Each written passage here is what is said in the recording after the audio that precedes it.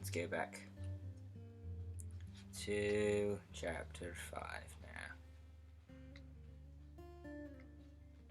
Chapter 5, where's chapter 5? That's chapter 4.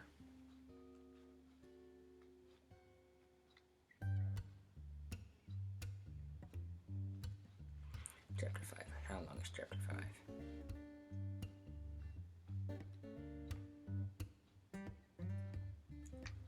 Alright, cool. Night seemed long. Wilbur's stomach was empty and his mind was full. When your stomach is empty and your mind is full, it's always hard to sleep. A dozen times during the night, Wilbur woke instead with blackness, listening to sounds and trying to figure out what time it was. The barn is never perfectly quiet, even at midnight. Even at mid. There is usually something stirring. The first time he woke, he heard Templeton gnawing at a hole in the grain bin. Templeton's teeth scraped loudly against the wood and made quite a racket. That crazy rat, thought Wilbur.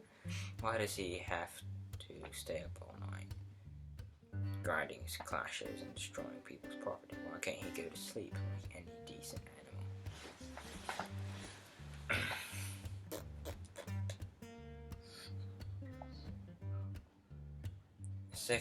The second time Wilbur woke, he heard the goose turning on her nest and chuckling to herself. What time is it? Whispered Wilbur to the goose. Probably about 11:30, said the goose. Why aren't you asleep, Wilbur? Too many things on my mind, said Wilbur. Well, said the goose, that's not my trouble. I have nothing on my mind at all, but I have too many things under my behind. That's weird. Okay, whatever. Have you ever tried to sleep while sitting on 8 eggs? No, replied Wilbur. I suppose it is uncomfortable.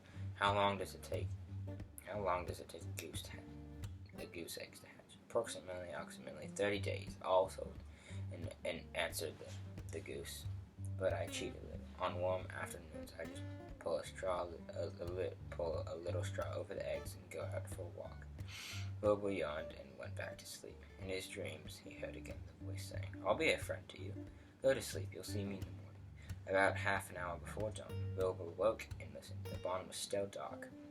The sheep lay motionless.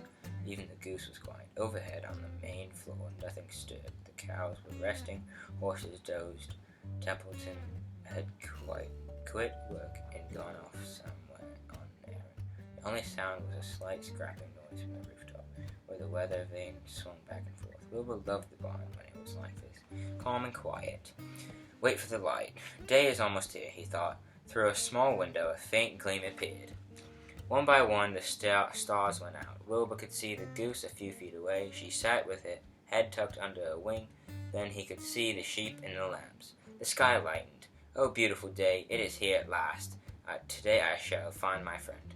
Wilbur looked everywhere. He searched his pen thoroughly. He examined the window ledge, stared up at the ceiling. He saw nothing new.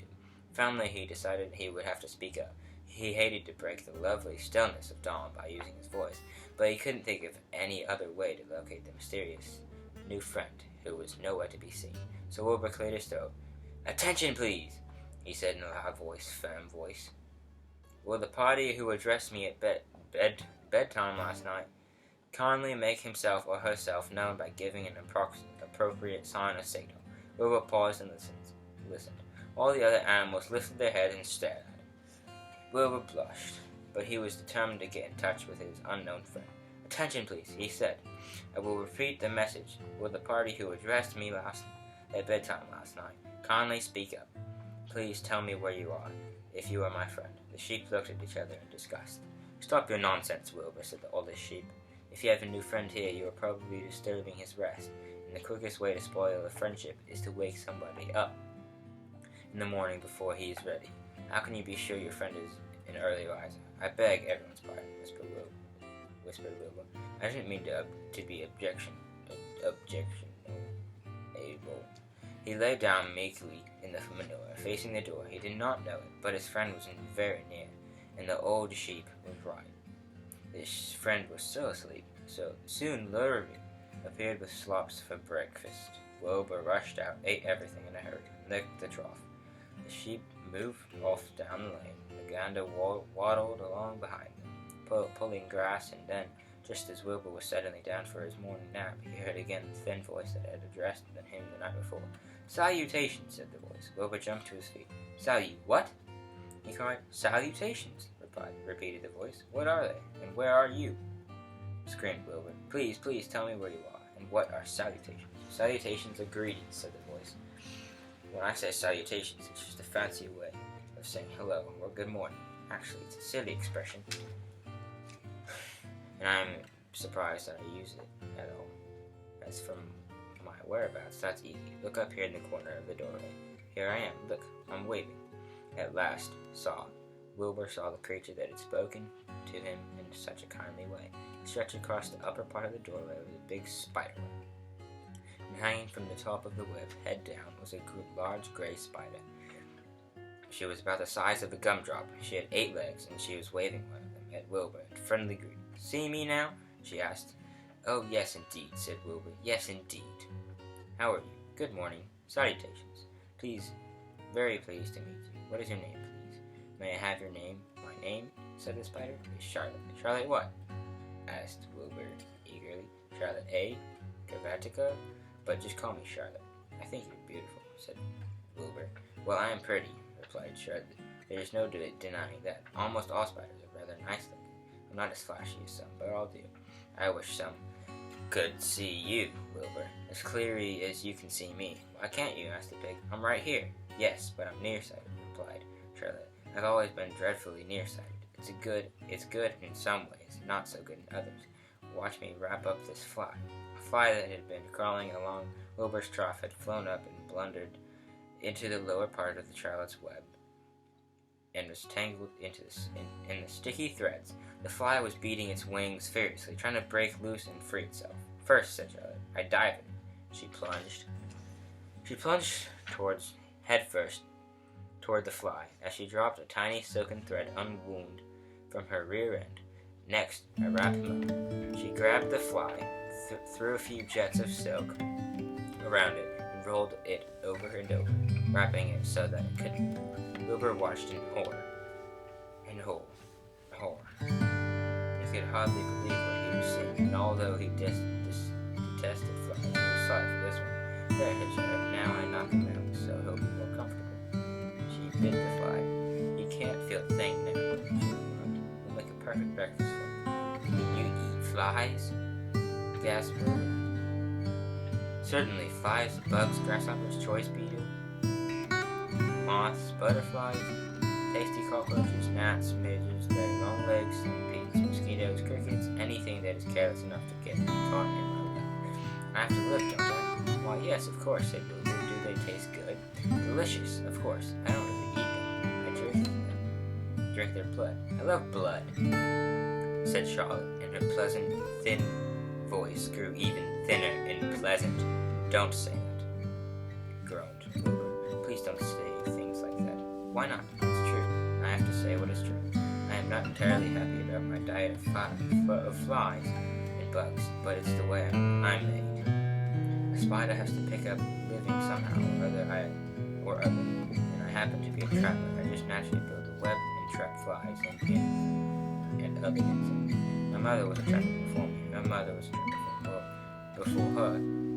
All of our family have been trappers, way back for thousands and thousands of years. These spiders have been named for flies and bugs. "It's a miserable inheritance," said Will. Gloomily, he was sad because his new friend was so bloodthirsty. "Yes, it is," agreed Charlotte. "But I can't help it. I don't know how the first spider in the early days of the world happened to think up this fancy idea of spinning a web, but she did, and it was clever of her too. And since then, all of us spiders have had to work the same trick. It's not a bad pitch on the whole." "That's cruel," replied Wilbur, who did not intend to be argued out of his position. "Well, you can't talk," said Charlotte. You have your meals to you in a pail. Nobody feeds me. I have to get my own living. I live by my wits. I have to to be sharp and clever, lest I go hungry. I have to think things out, catch what I can, take what comes, and just so happens, my friend, that what comes is flies, and insects, and bugs, and furthermore, said Charlie, shaking one of her legs. Do you realize that if I didn't catch bugs and eat them, bugs would increase and multiply and get so numerous that they'd destroy the earth with that wipe out everything?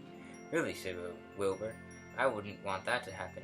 Perhaps your web is a good thing after all. The goose had been listening to this conversation and chuckling to herself. There are a lot of things Wilbur doesn't know about life, she thought. He's really a very innocent little pig. He doesn't even know what's going to happen to him around Christmas time. He has no idea that Mr. Zuckerman and Lurvy are plotting to kill him. And the goose raised herself a bit and poked her eggs a little further under her so that they would receive the full heat from her warm body and soft feathers. Charlotte stood quietly over the fly, preparing to eat it. Wilbur lay down and closed his eyes. He was tired from his wakeful night and from the excitement of meeting someone for the first time. A breeze brought him the smell of clover. The sweet smiling world beyond his fence. Well, he thought, I've got a new friend, all right. But what a gamble friendship is. Charlotte is fierce, brutal, scheming, bloodthirsty, everything I don't like. How can I learn to like her? Even though she's pretty and, of course, clever, Wilbur was merely suffering the doubts and fears that often go with finding a new friend. In good time, he was to discover that he was mistaken about Charlotte. Underneath her rather bold and cruel exterior, she had a kind heart, and she was to prove loyal and true to the very end. That was a good one.